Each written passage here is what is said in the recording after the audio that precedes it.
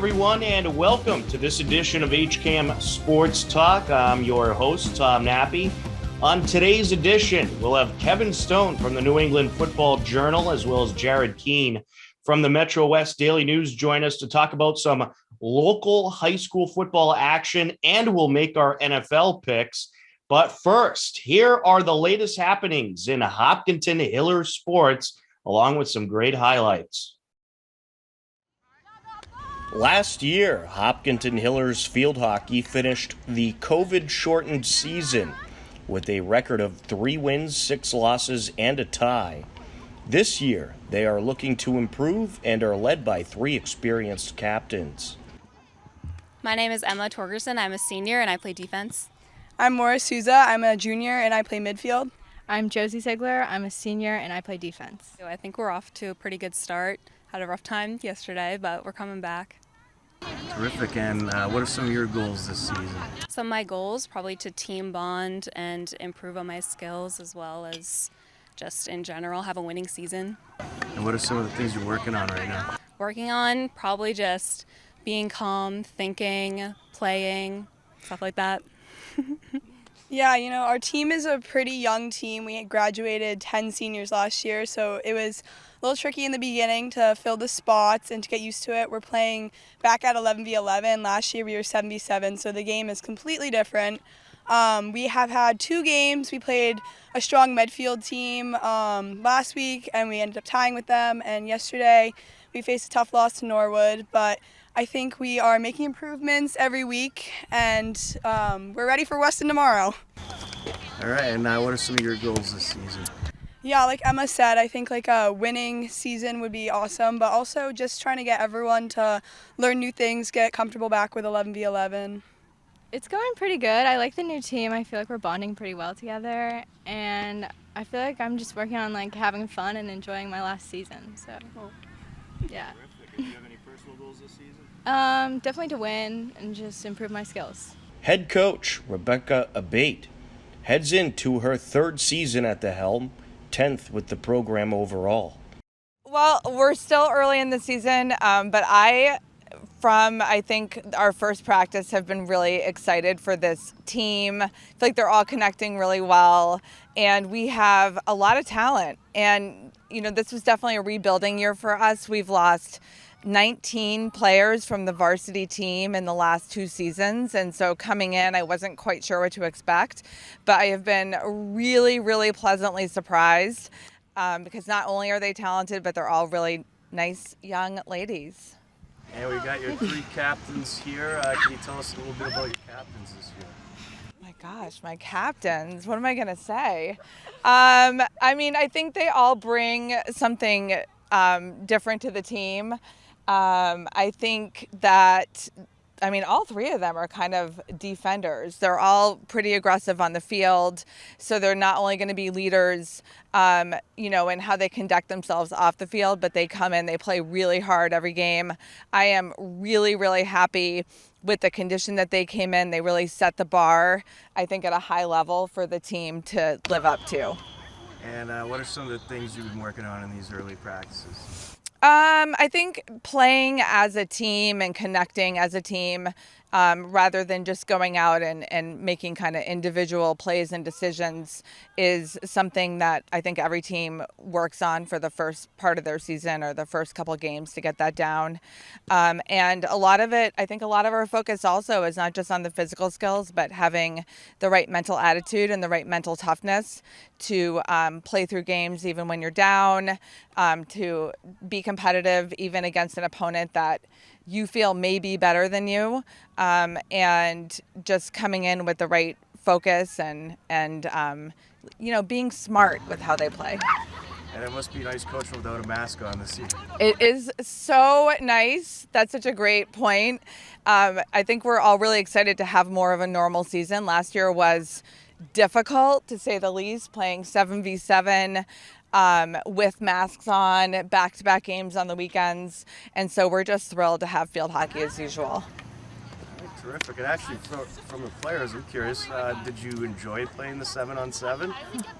Yeah, I actually liked 7-on-7 in some ways. It was definitely different. There was less people, so You were able to be in more of the play. The masks were definitely tricky, and no corners was definitely not something I liked. Yeah, I think it was a tough adjustment, so I'm happy to be back to 11v11.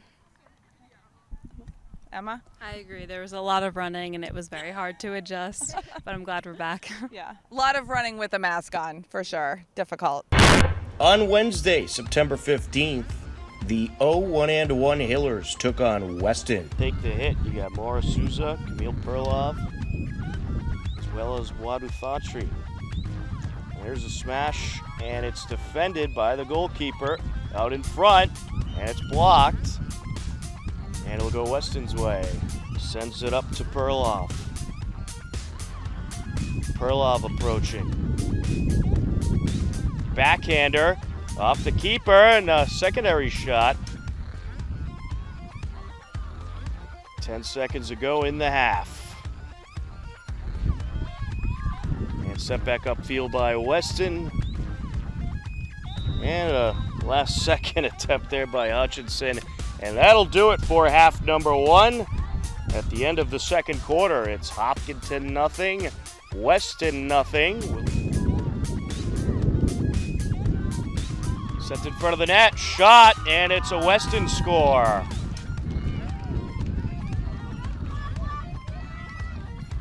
On the score was Coco Curran, the sophomore. Donag Chop gets in there towards the circle. And a swipe and a score. And once again, it is Coco Curran, the sophomore. And that is going to do it. Time runs out. And Weston captures the 2-0 victory over the Hillers. Weston improving to 3-1 on this season. The Hillers fall to no wins, 2 losses, and a tie, but a good battle here against a very good Weston team for the Hillers. And certainly a lot of young players on the roster this year, and they look to improve as the season goes on. But an entertaining game to say the least.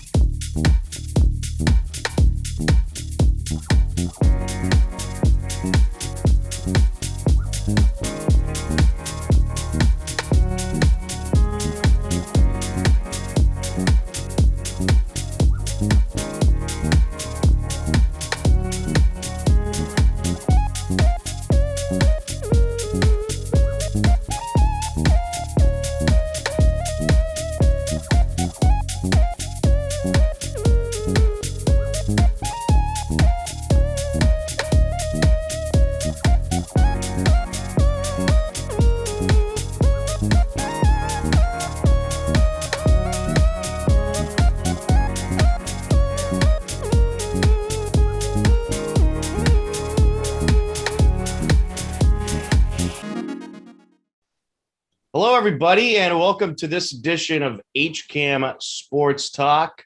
On this segment, we got Kevin Stone from the New England Football Journal joining us, and we got Jared Keene from the Metrowest Daily News. Guys, how are you? Good, Tom. Good, Tom. Jared, good to see you.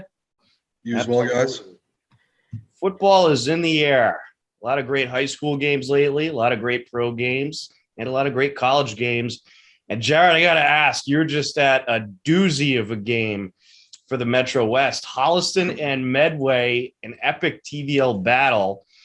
Holliston ended up getting the 35-34 win in the last seconds. I think it was 23 seconds left when they took the lead.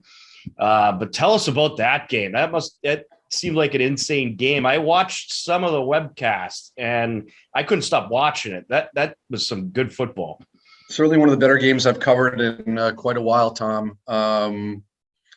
It had it all. It had, probably at least 5 or 6 touchdowns of 50-plus yards. It was exciting. It was back and forth. It was, teams taking the lead. It obviously came right down to the wire. Just a lot of excitement. A lot of energy. Both crowds represented well in student sections. Holliston brought their Red Sea. Medway had a really good student section of its own. Again, a packed house. Again, a great game. And like you said, Medway's Matt Childs, who's quickly established himself as one of the best players in the TVL. Broke off like a 55-yard run. The kid is a tank. He's so good. But then Holliston blocked the extra point with about 3.5 minutes left, and that proved to be huge. Because then Holliston drove down, punched in the end zone with about 25 seconds left, kicked the extra point to take the lead. And shockingly enough, Medway still had a chance. Medway got the ball with about 20 seconds left, somehow moved it about 50 yards in less than 20 seconds, and was in position for a game-winning 40-yard field goal. But a high snap and didn't even get the kickoff. So, Holliston hung on, but yeah, again, just a great game, a lot of excitement, and was happy to be there. Really good game. And I know Medway, I think they were 5-1 last year in the shortened season. And Holliston was 3-2. They had a couple of tough opponents. They lost to Norwood. The impression I get, Holliston's pretty young this year. I believe they lost a good amount of players. Yeah, they don't really have a big senior class. They have a very small senior class. And they start about 5 or 6 sophomores. So, not quite the, experienced Holliston teams that we're used to seeing. But, they battled. And Medway is a good team. Medway has a lot of experience. That's a really, and Holliston got slapped around last week by Old Rochester 35-7. So for them to kind of come back and beat a good Medway team, that was a big win for a young team, get their confidence going. And Yeah, Medway's going places. They got some great talent this year. They had great talent last year. If there was a regular season last year, they probably would have went pretty deep into the postseason. I think they could do that this year. They did actually lose a couple of games last year because they did lose to DS and they lost to Bellingham. So I think they were 3-2, I think, or 4-2 or something. Because I was at the game they lost to DS. Small, that was it. DS was the powerhouse, but Medway was up there. They were neck and neck with DS. They're going to be a team to keep an eye on, Medway, and of course Holliston. We know that they're always a powerhouse, no matter what they have on the field, pretty much. Yep. So that's a great game you got to cover. You must have been happy to catch quite a doozy of a game this past Friday night. Very, very happy to finally see a good game. Yeah, haven't seen too many good games recently, so was happy to see a good one. Definitely. And we'll have football on HCAM TV this Friday night. Hopkinton hosting Tewksbury, a 6 p.m. kickoff in that one. That's this Friday night. The Hillers just got a big win on the road against Nauset last Friday, 19-14. So they're 1-1 on the season. After a rough start, they're right back in there. So Hopkinton, Tewksbury this Friday night, 6 p.m. live on HCAM. Kevin, have you covered any big games lately? You've been all around the state pretty much with the New England Football Journal. How have your experiences been? High school wise, I had 2 games this past weekend. Lincoln Sudbury smoked Melrose. As Jared knows, Lincoln Sudbury seemingly is good at everything every year. And they are back again, man. Their offense, Riley O'Connell at quarterback and Nolan O'Brien at receiver. I don't know many teams that can stop that tandem. So they look good again. And then St. John's Prep absolutely hammered Central Catholic on Saturday in another surprising game. So they won 49-14. It was 42-7 at the half. St. John's Prep absolutely is one of the top contenders in D1. But then again, you have the state playoff now too. So really, you don't know who the true contenders are yet. But it feels like these playoffs might be more wide open than we've seen really in every division in a long time. In terms of the college scene, BC's got a huge one this weekend against Missouri. If they can go 4-0, heading into Clemson, who looks beatable now, there's a real chance they can compete for an ACC title this year. So big weekend for them. Brady Olson at UMass, also with another big weekend. So the Milford boys are making their stamp on UMass.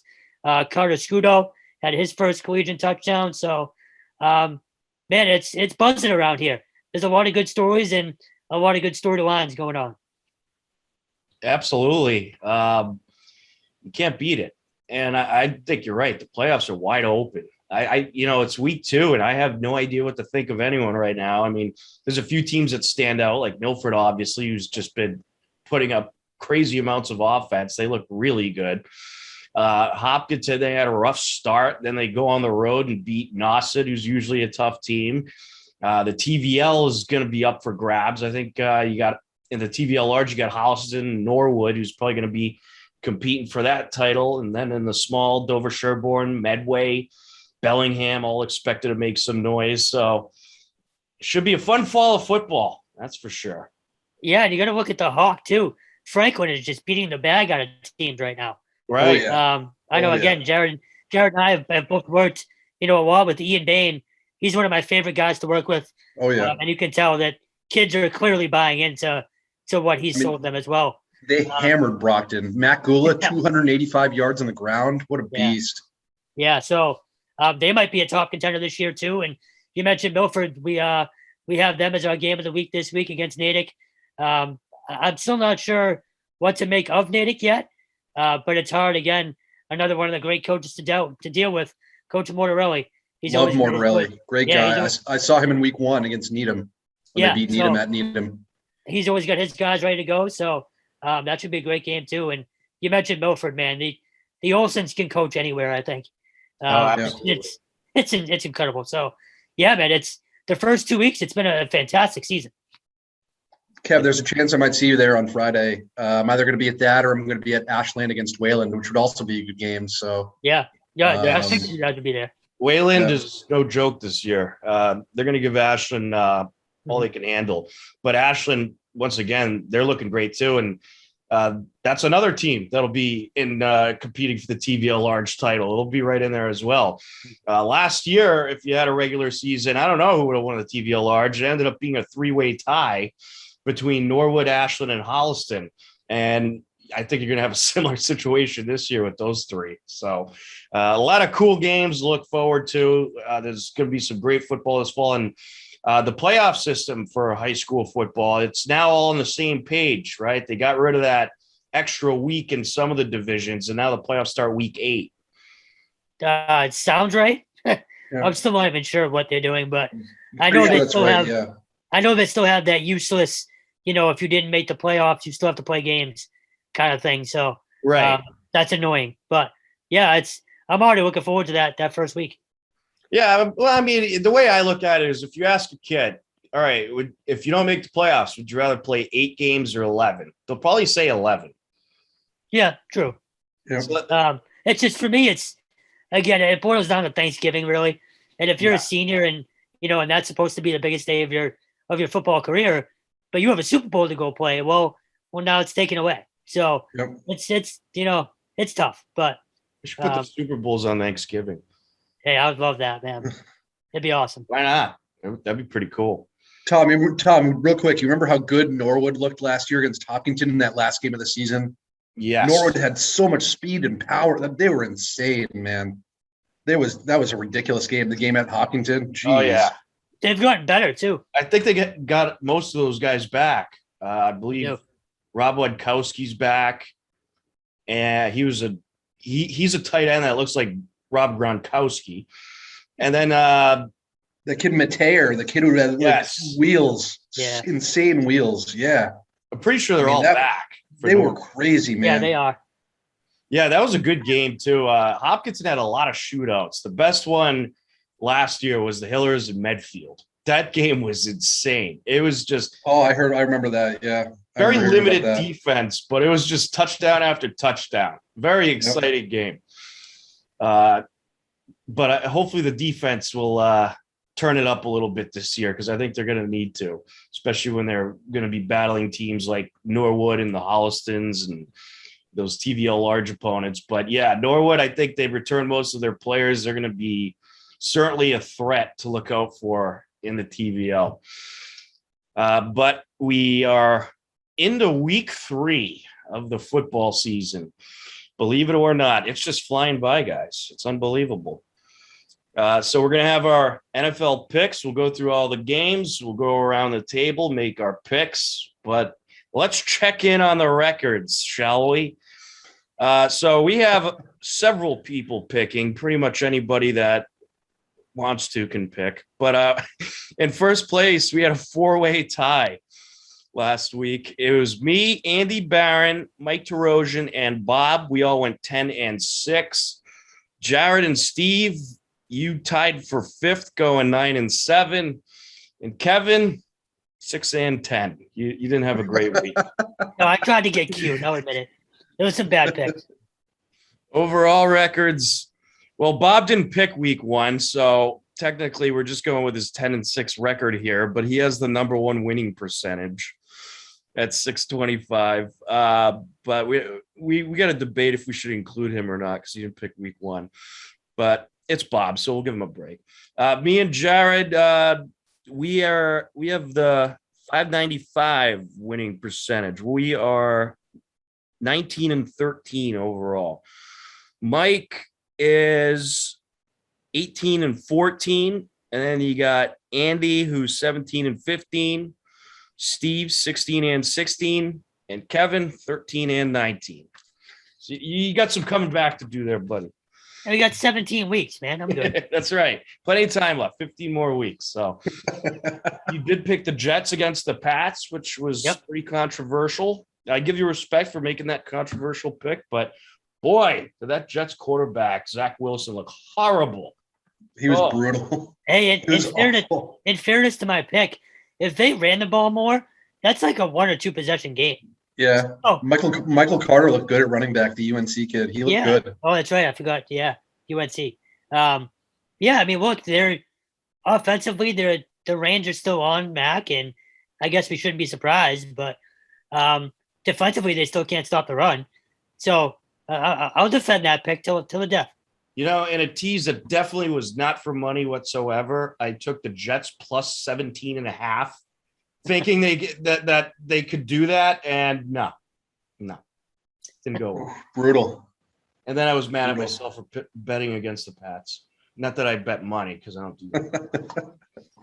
All right, so let's get to it. Week 3, Thursday night football. We have a doozy for this one. This is an interesting game. 2-0 Carolina against 1-1 Houston. And wait, Tom, real quick, did you watch that game last night? What a great game last night. Oh, yes. Or no. What was it last night? No, it was Sunday night. Sunday night, Baltimore, Kansas City. Yes. What a great game, man. That was wild. Talk about no defense. Yeah, I was going to say, those teams did not play zero defense. Zero. And real quick, can we talk about Lamar Jackson? Because he is not a good quarterback. He is a runner who plays quarterback. Yep. Yeah, like much. His decision making and just turning the ball over is terrible. Like, god awful. At the same time, the guy is so electric. He's dynamic. He's ridiculous. He's Mike Vick, but Mike Vick could throw 80 yards on the run. This guy can't throw 10-yard outs. It's unreal. That interception he threw right to the Honey Badger, Tyrann Mathieu, that was awful. It was right to him. That's what people are saying. He's a top 10 quarterback. He's a top 10. He's a top 10 athlete, which is very different. Running back. Exactly. It's a very different distinction that people are making, I think. The thing about him, though, I don't know if he'd have as much success running the ball if he wasn't lining up as a quarterback, because just the way he runs. True. And you got a little more space when you're the quarterback than a running back, because usually you got a little more blocking. But the way he runs, I don't know if he could come out of the eye and, pop off a big run. He's one of those guys that likes to scramble around until he finds a gap and, shoot down the gap. I don't see him as a traditional running back. So, the Ravens, their offense looks good, but besides the fact Lamar Jackson is the best passer, but their defense, I don't think they really have one. So I don't know what to expect of that team. He's not a quarterback. He's not a running back. He's just an athlete. I mean, he's so good at the zone replay, though, because he reads he reads that edge so well. Yeah. In terms of when to take it up the middle, when to take it outside, in terms of the D end or whatever, But yeah, I mean, he's not a quarterback though. No, No, it's so frustrating. But he's, again, like you said, Tom, I don't think he's really a running back either. He's an insane athlete. Yeah. Yep. Absolutely. He's fun to watch. I'll give him that. Sure is. All right. So Carolina at Houston. Carolina's looking pretty good. I gotta say, I think they got a chance to make some noise.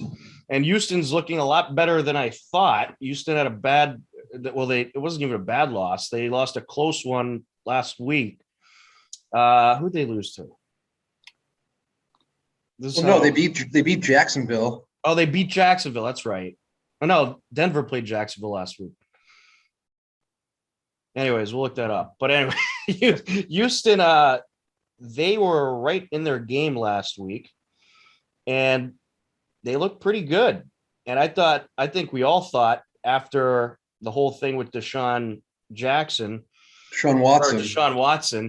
that they were going to be an absolute mess. But Tyrod Taylor comes in and not too bad.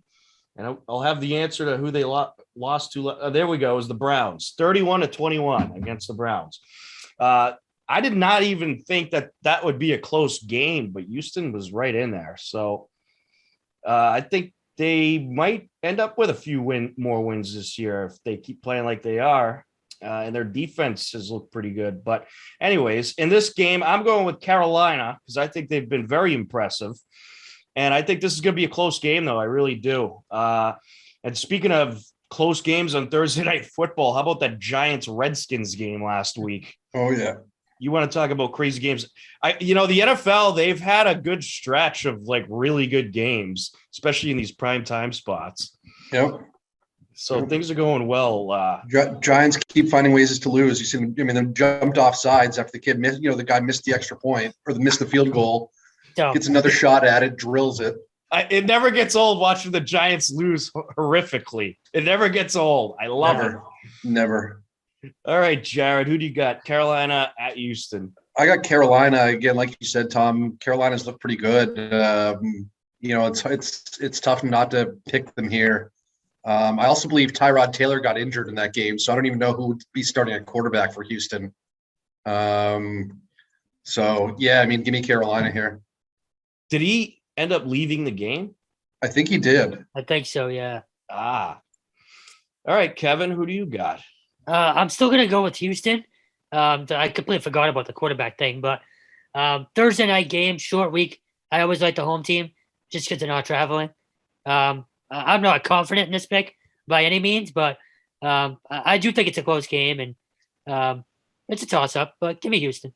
Oh, you picked Houston, so I'm more confident in my pick.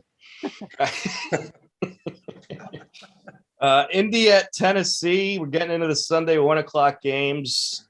I don't know. Indy's just there's nothing impressive about them. They're just kind of there. I feel like they have a pretty good defense.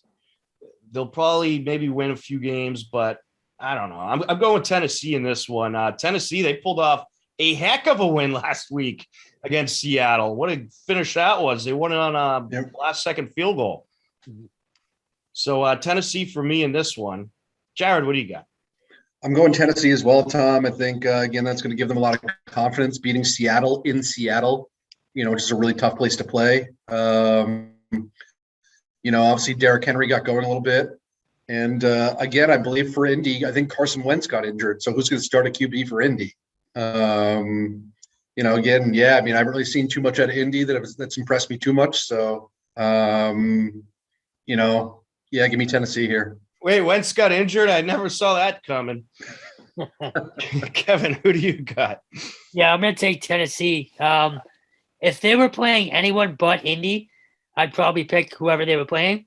Just because it's kind of, that's a letdown game type of spot coming home from Seattle. But it's Indy. It's a divisional game, another team they hate. So I like Tennessee there.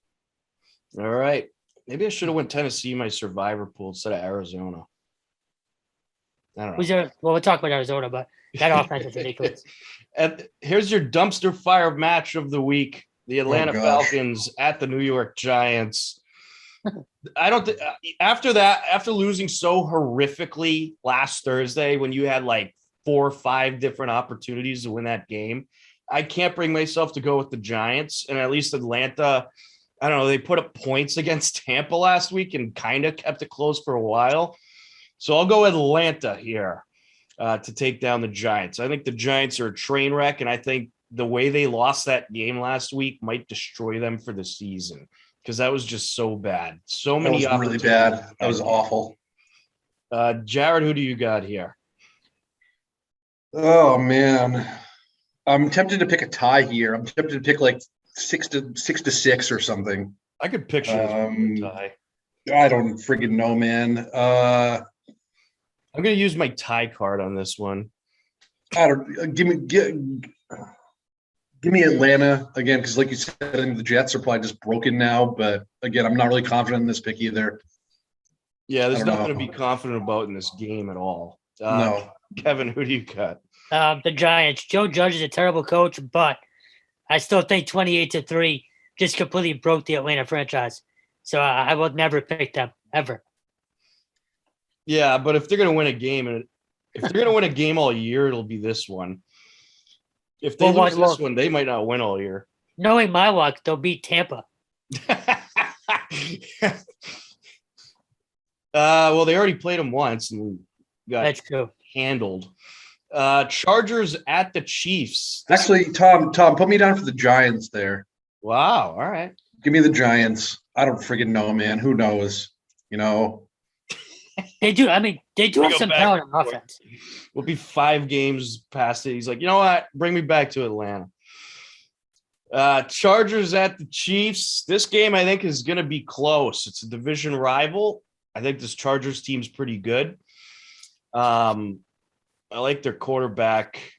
Justin Herbert. Yes, Herbert. I like that guy. But I think Kansas City's going to come back from that bad loss against Baltimore last week and take down the Chargers. Let's see. Kevin, who do you got in this one? KC. I mean, it's just you can't stop that offense.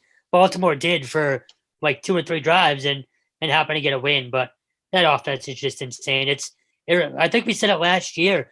It reminds me of the 2000 Rams, that greatest show on turf. Yeah, just speed everywhere. Oh yeah, Tyreek Hill is just a machine. Who do you got, Jared?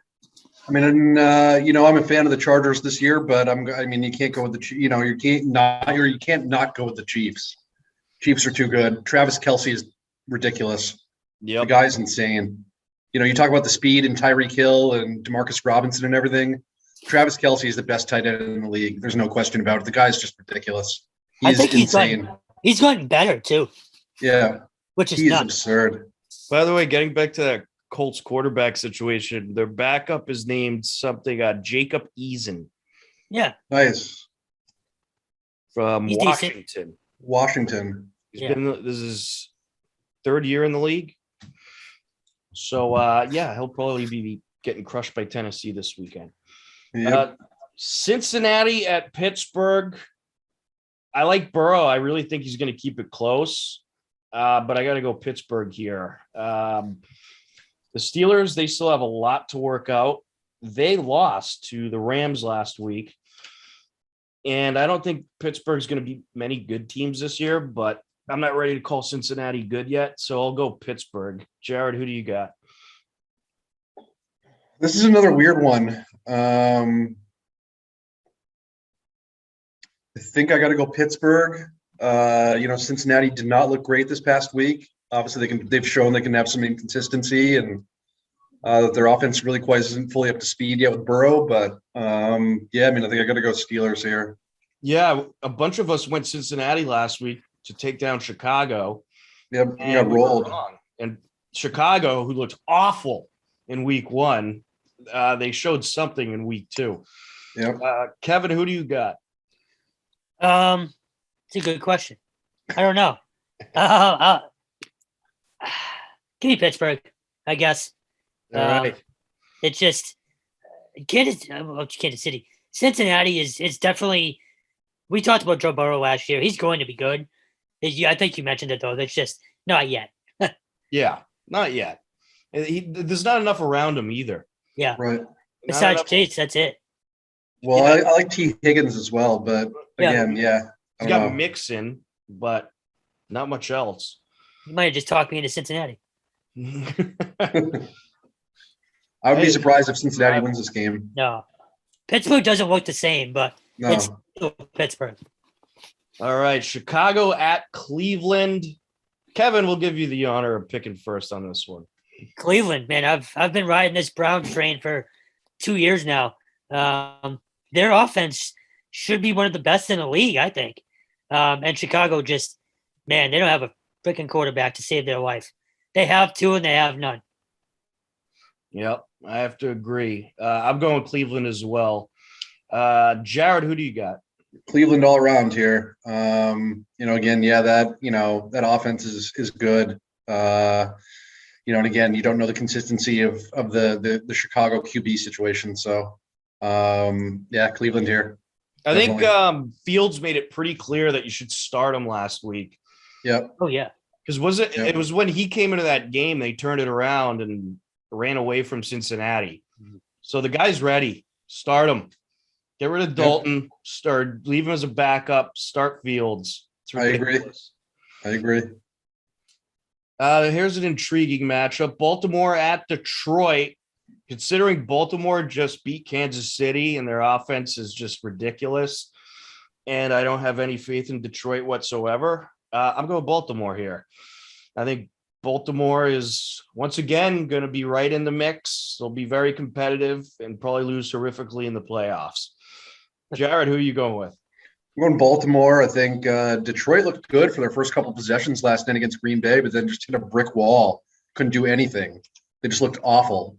And again, I think the Browns are riding high. I think you got to go Baltimore here almost by default again because, outside of TJ Hawkinson, who's really making a lot of plays for Detroit. So, and again, they looked awful after the first quarter last night against Green Bay, who, yeah, just took it to him.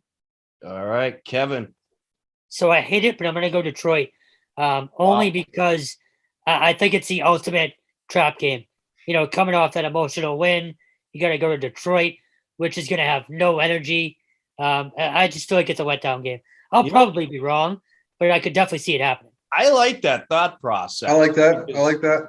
How many times do we see teams get a win they probably shouldn't? Mm-hmm. They're all revved up, and then next week they have a dumpster fire team and they somehow lose the game. Yep. It happens a lot. Especially I like that. And especially with 17 games too. I feel like it might be easier to turn the page this year when you still have, whatever it is, 14, 15 games left. Kevin, if Detroit wins this game, I'll buy you a beer. Works for me. Definitely. If Detroit wins this game, I'll bite your kneecaps.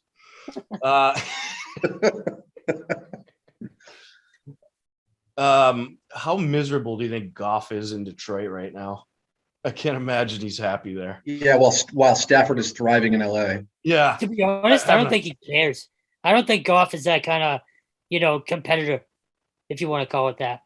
Yeah. He doesn't give off that vibe that, he hates losing. He's probably just happy to be playing. Yeah. We'll save New Orleans at New England for last. So we'll skip down to Arizona at the Jags. Is anybody going for the upset special here? Hell no. Arizona's offense is too insane, man. No way. Yeah, they might be better than everybody thought.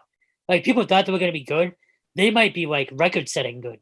I think Arizona is going to be neck and neck with Tampa Bay. I think that's who the NFC might come down to. Yep. I agree. The And defense I also is a bit agree. of a question, but offensively, no one's going to be able to keep up with them. No, Kyler Murray is unbelievable, and the targets he has. AJ Green and DeAndre Hopkins now. And Christian right. Kirk. Yep. And they got Isabella, who's a good receiver. You got James Conner at running back. Yeah, they're loaded. That team is loaded. They're loaded. I think they play Tampa this year.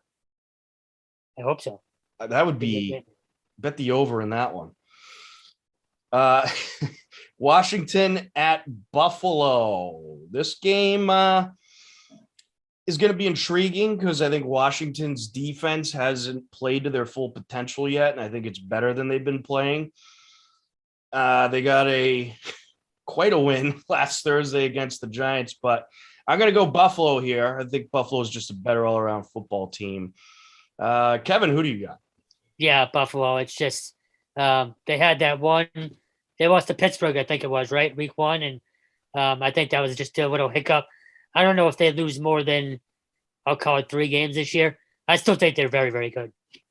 Yep. Jared, who do you got? I'm going Buffalo as well. I was tempted to go upset special here and pick Washington, but I think Josh Allen will have a big game this week. And, if Josh Allen has a big game, Buffalo has a good chance to win. So, and so does I'm going Buffalo. All right, Buffalo across the board. Getting into the 4:00 games, and New Orleans at New England is a 1:00 game, but we'll go back to that later. Jets at Denver. The Jets looked awful last week. I don't think they know what they're doing. I think their quarterback, Zach Wilson, might have potential, but he's certainly not showing it. He has been a train wreck. I got to go Denver here, and I think Denver might be one of those sneaky competitive teams this season. I like what I'm seeing out of the Broncos so far. Jared, who do you got? I'm going Broncos. But honestly, I think this is a game that I wouldn't be surprised if the Jets kept it close. Yeah, it could be close. Again, this is kind of a sneaky, weird game, whereas, the Jets could, really bounce back after a crap performance. But I can't bear myself to pick the Jets.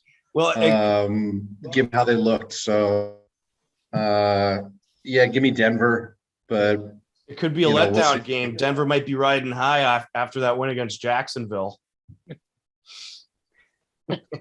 Kevin, who do you got?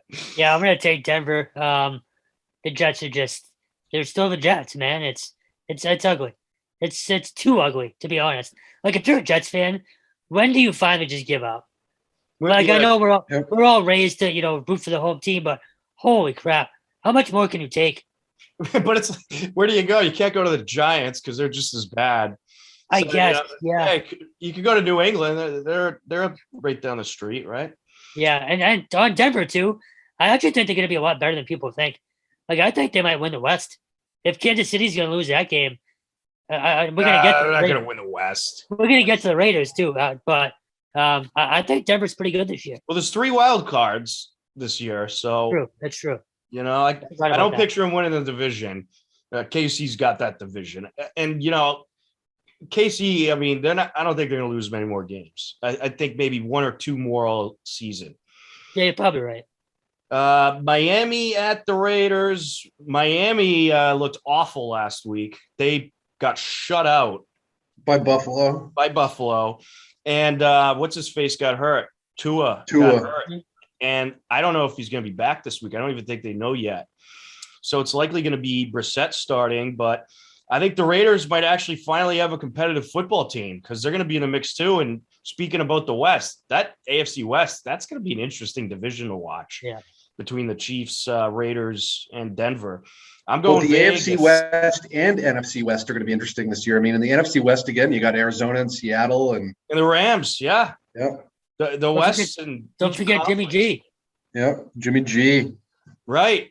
The NFC West is the strongest division overall in football. I don't think there's any doubt about that. AFC West might be second strongest. Anyway, I'm going Raiders. All right. Kevin. Yeah, Vegas. It seems like Gruden, finally has his footing under him again, and he's actually, it looks like he's got the respect of his team, which I didn't think was a guarantee, when you come back after all that time off. But they're playing hard for him. Yep. Yeah, and Carr is, he's always been underrated because he's been on so many bad teams, but I think he's a pretty good quarterback. Seattle at Minnesota. I think this game you should bet the over. I think there's going to be a lot of points. I don't know what happened. Minnesota used to have one of the best defenses in the league, and now they have arguably maybe the worst defense in the league, or at least one of the worst, because they just can't stop anything. I think that they do have an offense, though, so I do think this game will be somewhat of a shootout, but give me Seattle on this one. Kevin, what do you got? So I'm going to go Minnesota here. Again, I don't love it. It's just the same thing as that Detroit game, just the spot. Tough loss for Seattle. You come over East Coast. Again, I don't love it, but Minnesota desperately needs a win too. Ooh, so does Seattle, though. They lost last week. Yeah, they could be 1-2 if they lose that one. But at least Seattle didn't lose on a missed field goal. Right. Well, they lost on a field goal that was hit in the last second. Yeah.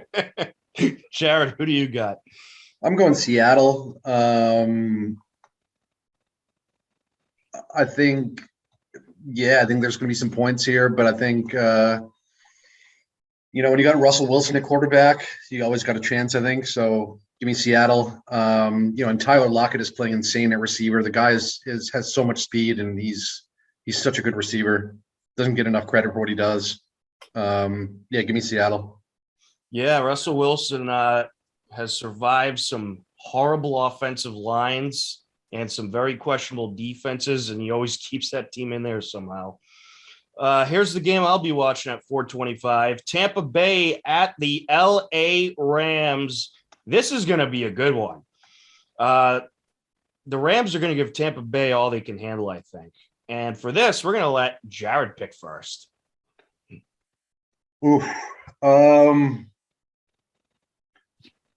Until I see a real blemish, I can't pick against Tampa Bay. But if the Rams win this game, I'm not going to be too surprised. The Rams have a good team this year. Cooper Kupp is playing really well. Stafford looks good, but until I see the Bucs have a crap performance, I can't pick against them right now. Yeah, I'm going with Tampa Bay as well. The Bucs defense does have some question marks. I don't think they've been very good. I think their secondary has been really weak. Their pass rush is impressive at times, but their secondary, a lot of question marks. I think this is going to be a really close game. This is going to be a good battle, but I'll go Tommy and Tampa. Kevin, who do you got? I want nothing more than Tampa to go 20-0, but I'm taking the Rams here. Same thing. The spot. First of all, if you're Brady, how do you not look ahead to next week? First and foremost.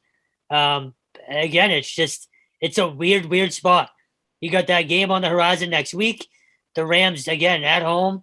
I don't know, man. I like the Rams here.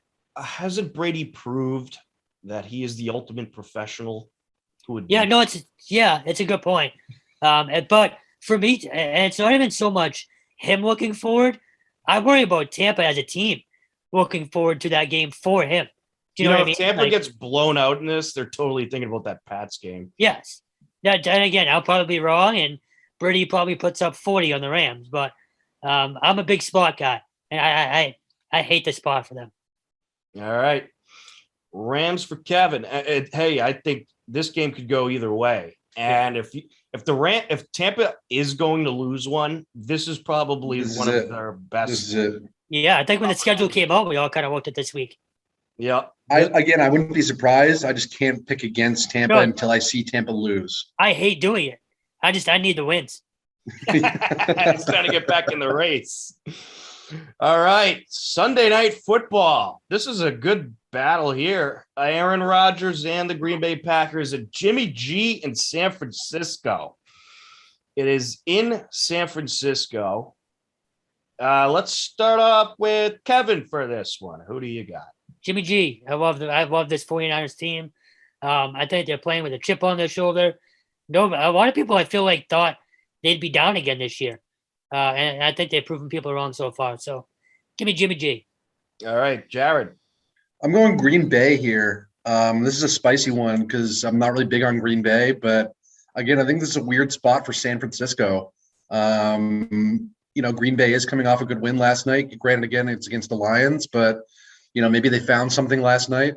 I just have a hunch that Green Bay is going to, go into San Fran and let it rip a little bit. So give me Green Bay here. All right. I don't have a lot of faith in the Green Bay defense from what I've seen right now.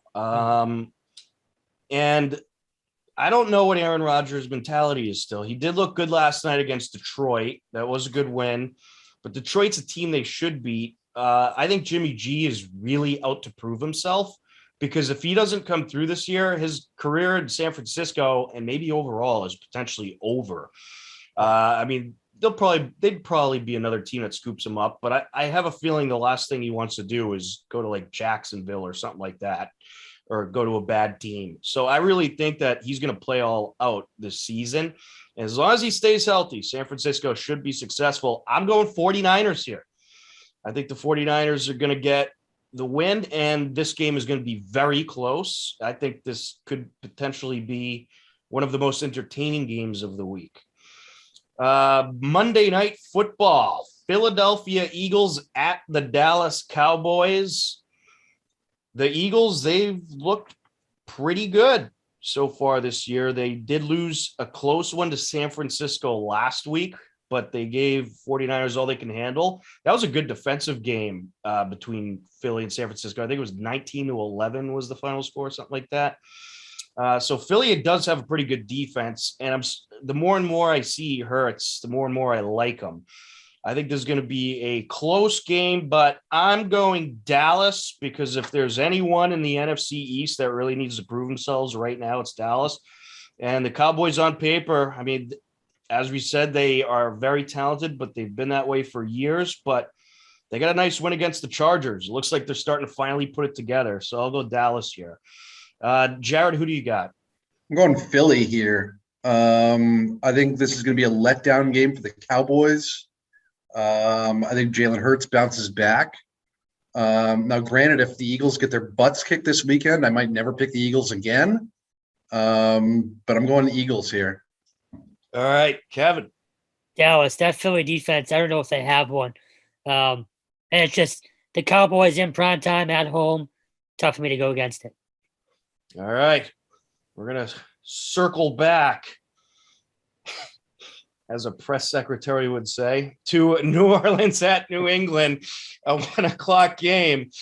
I'm going to go New England here. New Orleans looked awful last week, and the Patriots, despite a bad week 1 loss to Miami, they still didn't look terrible in that game. I think the defense is good. And the thing with Jameis Winston that I forgot until last week is you're either going to get 5 touchdowns or you're going to get 5 interceptions. You're either going to win by 35 or you're going to lose by 35. He is the most bipolar quarterback in the NFL. It's not even close. And I think the Patriots are going to find ways to get in his head and create some turnovers. I will go New England. Jared, who do you got?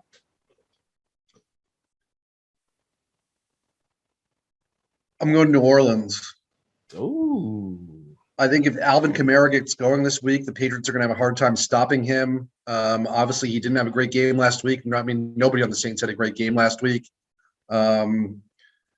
I should probably take my Patriots hat off, actually, instead of turning it backwards. But although my hair looks awful. Anyway, give me Good. give You're me a the disgrace Saints to the this week. fanhood. Give me the Saints this week in a weird one. I don't know. This could be a weird one. You know, if the Saints won last week, I might have picked them this week, but they look so bad. I can't pick them against New England. Kevin, who do you got?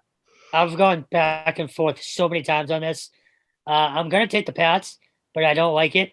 Jared touched on Alvin Kamara. Look, man, they couldn't stop the freaking Miami running game or the Jets running game. So that's still a huge issue.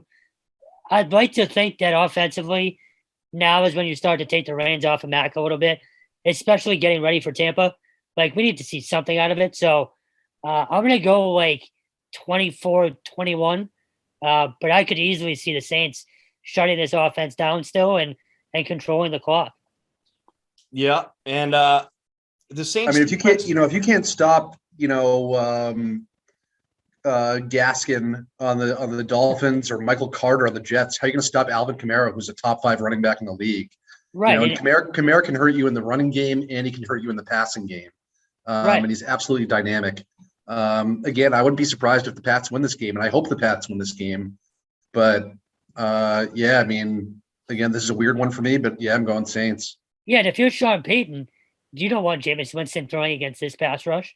So No. the more you can give it to Kamara, the better for them. Yep.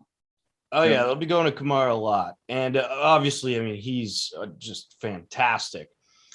New Orleans defense, though, there's some question marks there. They've aged a little bit.